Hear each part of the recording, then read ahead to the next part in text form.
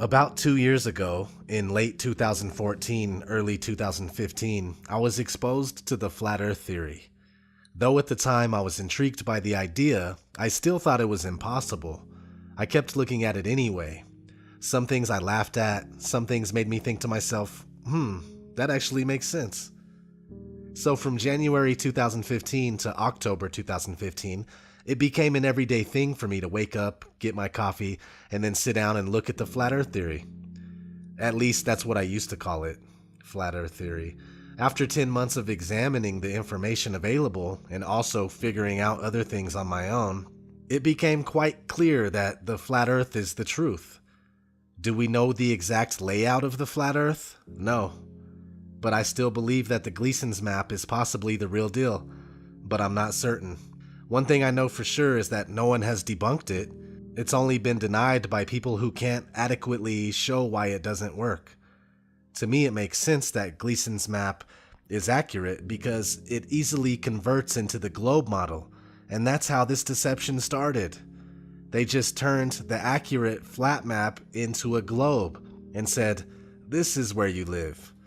And many people say the Gleasons Map is just a flat representation of the globe, which is wrong. If you look at the bottom corners of the map, it clearly states that the sun moves in circles around the tropics, meaning that the creator of the map knew that the earth didn't move. But also, Alexander Gleason wrote a book called "Is the Bible from Heaven? Is the Earth a Globe?" And you can easily see for yourself in the book that he is a flat earther. Now the thing is that his map wasn't released until 1892, but the flat earth map, now called the azimuthal equidistant map, has been around since about the year 1000, possibly earlier. That's older than the oldest known globe on Earth, which comes from 1492. And that's actually around the time that this whole deception started. It was during the lifetime of Copernicus and around the time of the creation of the Jesuits. We don't know all the exact details because we know that history has been rewritten time and time again to benefit those who have put themselves in charge. But if you are honest with yourself, you can see clearly that this heliocentric globe Earth deception began around 500 years ago. Anyway, back to the maps. Let's just say for a minute that flat earthers don't have a good map. Well, either do globe earthers. Check this out. How many of you have ever seen a map that looked like this before? How many of you have ever seen this map? I've seen that map. Yeah. Isn't this the map that you use K through 16 in the United States of America? Now, folks, look at this map. According to your social studies teacher, what is the equator? Right An imaginary line where? Yeah.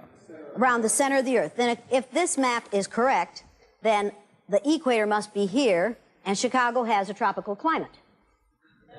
Now, folks, this is the map that we use in the schools. Look where the United States is, in the middle of the world, right? Now, here's the USSR, which is no more, of course, Mongolia, China, Africa, India, Pakistan, Afghanistan. Now, look over here. USSR, Mongolia, China, India, Pakistan, Afghanistan. Two Indias here. We have two Indias. Did you know that? Now, people, this is a flat-out lie. Look at the size of Greenland and the size of South America. According to your social studies teachers, what were continents? Largest land masses on the face of the Earth, right? Now, do you know the continents? Africa, Asia, Australia, Antarctica, Europe, North America, and South America. Did I say Greenland? Well, Greenland isn't a continent, but it's a huge landmass according to this map, right? The map is a flat-out lie, people. If you read the legend on the map, here it says, in fact, South America is actually 9 times larger than Greenland. Are you saying the map is wrong? Oh dear, yes. Look at Greenland. Okay. Now look at Africa. Okay. The two land masses appear to be roughly the same size. Yes. Would it blow your mind if I told you that Africa is in reality 14 times larger? Yes? Here we have Europe, drawn considerably larger than South America. When it's 6.9 million square miles, South America is almost double the size of Europe's 3.8 million. Alaska appears 3 times as large as Mexico, when Mexico is larger by 0.1 million square miles. Germany appears in the middle of the map when it's in the northernmost quarter of the Earth. Wait. Relative size is one thing, but you're telling me that Germany isn't where we think it is? Nothing's where you think it is. Where is it? I'm glad you asked. Not only things like that, but NASA can't even make the same layout twice for some reason. Notice in these official NASA images that the layout of the Earth is never the same. In 2002, North America is this size. In 2012, it's this size. And in 2015, it's yet again a totally different size than both of those. But the fact of the matter is, none of these pictures are real anyway. NASA employee Rob Simon has gone on record saying that the Earth is photoshopped because it has to be. It is photoshopped, but it's has to be. There's artistry to creating the world. What I imagine it to be. Unfortunately, I'm not an astronaut. I've never been to space. Now, why don't we have any pictures of the Earth? It's 2017, and you think this is normal? Maybe because we can't leave the Earth, just like in the flat Earth model, which has a sky barrier known as the firmament or the dome? NASA tries to be clever and say that we can't leave the Earth due to the Van Allen radiation belt. Right now, we only can fly in Earth orbit. That's the farthest that we can go. And this new system that we're building is going to allow us to go beyond and hopefully take humans into the solar system to explore. So the moon, Mars, asteroids, there's a lot of destinations that we could go to, and we're building these building block components in order to allow us to do that eventually. The kinds of technologies that we're testing out on Space Station are definitely helping us with our goals of going beyond low Earth orbit. But if you're smart, you know that this is a cover for the dome. We can't leave Earth, people. I mean, Bill Nye the Science Guy even tells you this straight up. One thing I really want your generation to embrace is that the Earth is a closed system. We cannot leave the Earth. One thing I really want your generation to embrace is that the Earth is a closed system. We cannot leave the Earth. And you still argue otherwise. Not that we need Bill Nye to figure this out, because we don't. He's a paid-for liar. But they put the truth out so later when it becomes too much to bear, they can just say, well, we've been telling you the whole time. But you act like you don't hear it, and you just make excuses for why they say these things, and it's ridiculous. You can observe for yourself that water does not curve. And this is funny. People will say that raindrops prove that water does curve. But have you ever seen a gallon of water in the form of a sphere? Let alone 326 quintillion gallons of water? Well, at least that's how much water they tell us is on Earth. Should we believe them? Probably not. But we do know that it's a lot of water. Either way, you've never seen any experiment show that a good amount of water can curve or take the shape of a sphere. So your raindrop argument doesn't work. If you actually take the time to look into the flat Earth and all of its angles, it becomes 100% crystal clear that we do not live on a spinning ball flying through infinite space. Some folks say that it would be impossible to be nighttime and daytime on a flat Earth at the same time. But if you actually looked, then you would know that it's completely possible, because the sun is closer and smaller. Here's a video from an Alaskan cruise. You probably wouldn't believe this if we didn't show you. Here's out our balcony. It's about 10 o'clock at night. It's almost dark. It's amazing. You can see the moon shining and reflecting brilliantly on the water. But then as you pan to the left, it's actually still daylight over here. And the sunset. Look at that beauty. And it won't ever completely settle over there. It will stay light actually the whole night. But over here, the moon rising out of there. Day and night at the same time, just in that area alone. Of course it would be possible on a bigger scale. Now this brings me to the division that Flat Earth has caused among the so-called truth community. A lot of people that suffer heavily from cognitive dissonance say that the Flat Earth information is a psyop and it only serves to divide us and discredit those of us that see the information as correct. But this is not true. It's only an excuse for cowards that are scared of the information for one reason or another.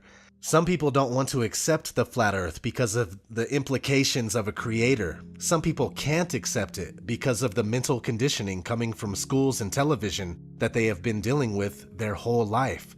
Whatever the reason, I can understand up to a certain extent, but if you have really dove into the flat earth info, and I mean really dove into it, like you let go of your preconceived notions of what the earth is and you examined it unbiasedly, there's no way that you would come back thinking that the earth is a spinning ball. You may come to the conclusion that you honestly just don't know, or you may be 100% sure that the earth is indeed flat, but you would never accept the heliocentric model of the universe after genuinely looking into the flat earth for a good amount of time, which leads me to my next point about the division that flat earth has caused, because it has caused division. What the flat earth has done is divide the real truth seekers from the run-of-the-mill people that don't know the truth when it slaps them in the face. The flat earthers that I interact with are the most logical, down-to-earth people that I know, and they have amazing sense and excellent intuition. Don't get me wrong, there are people that are imitating flat earthers and they pretend to be absolutely batshit crazy in order to discredit the flat earth, and there's most likely genuinely crazy people that are flat earthers. Or at least they come off as crazy, so it's not good for the flat earth cause. But that's to be expected. There's some very crazy people in this world, flat earthers or not. So anyway, what gets me is people that claim flat earth is a complete psyop and it's bullshit, like Zachary K. Hubbard, for instance. The dude hates flat earth so much and thinks it's stupid that we debate the shape of the earth while it's quote unquote on fire. The flat earth theory, which has been pushed on the truth community for going on 2 years, is a psychological operations that has 3 purposes. To distract us from things that are important.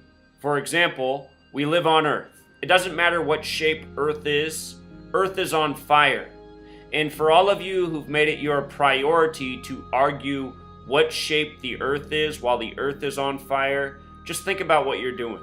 Why are we debating the earth while the earth is on fire, he says. Yet he has no problem making videos about what he eats for breakfast.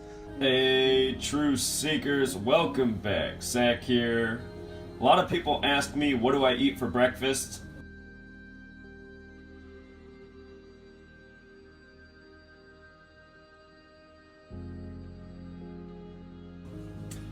I'm a routine guy. I eat the same thing almost every single day, and this is just how I make it. I normally have oatmeal and tea for breakfast. I don't use instant oats, I use regular oats, but I make it just like this. I just pour hot water straight from the teapot.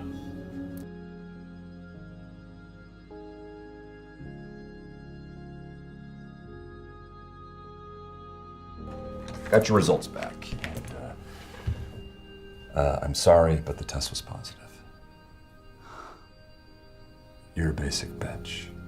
The guy has to be one of the biggest idiots on YouTube, and he has been caught lying several times. Yes, I gave him a shout in my Pizzagate video, but that's before I even started watching him. I mean, that was the only video I seen from him at that point was one Pizzagate video, and I thought the information was good. But his channel is about how sports are rigged, and you can tell by using gematria on the games, dates, players, and whatnot. But he has never had it right anyway. He had the Giants and the Colts for this year's Super Bowl based on that information, and well, neither of them are even in the running anymore. But that's when he picks more teams and plays like that's what he was saying the whole time. He does it all the time, each and every time. Sorry, I'm getting a little carried away on Zach, but he's the perfect example of a fake-ass truth seeker, and he only serves as confirmation bias for others that don't want nothing to do with flat earth for whatever reason. And I'll give you another example. What Is Real is a YouTube channel that doesn't like flat earth. I've spoke with him before, and he just can't accept it. He says he hates it. Here he is on one of Zachary's videos expressing how the flat earth makes him sick. First off, emotions don't have a place in the truth movement. Second, when anyone makes an anti-flat earth video, he's on it, ready to support. because it's reinforcing his belief in the spinning ball Earth, which is all he wants to hear. He wants to hear what he already believes. He doesn't want to hear the truth. He doesn't want to accept the truth, not what the actual truth is. Now, people like that don't belong in the truth movement. Therefore, the division is okay by me. Flat Earth has given me good reason to pay attention to people. It's simple, really. If they are flat earthers, then they have the ability to overcome cognitive dissonance. Therefore, they are sincere in their pursuit of truth. Not all flat earthers, though, because some are obvious shills. But also, you don't have to be a flat earther for me to take you seriously. It's just that flat earthers and ball earth skeptics that admit they don't know have more credibility because flat earth is the truth. But I can't be mad at anybody who hasn't taken the time to look at flat earth. It's when you have looked at it and you conclude that it's bullshit is when I have a problem with someone or I stop paying attention to someone. There's no use in me wasting my time on someone that can't even admit the truth to themselves. That's how I see it. Flat Earth has been everything but proven 100%. But what do you expect? There's a 500-year and running conspiracy to hide the truth from us. It's not like it's supposed to be extremely easy to figure out. That's the whole point with truth-seeking. People have covered up the truth, and we are trying to uncover it. It's not supposed to be a piece of cake. So leave your ego behind if you're really about the truth. Because this is bigger than all of us. It's not about me. It's not about Eric Dubé. It's not about Jeranism. It's not about who found it first or whatnot. It's about the truth and getting it across to people in the most successful way possible. And that's it. All I want is to see people wake up and take their power back. At least take their minds back. That's where the power is. That's what they have done to us. They've taken our minds. The flat earth truth does away with all of the mind control. It does away with the bogus theory of evolution. It does away with the dinosaur deception. It does away with the lie that there are aliens out there. And though we still end up with more questions than answers, our minds are freed. And that's how real change is going to happen in this world of ours. Thanks everybody for listening. This has been ODD TV, and I'm out.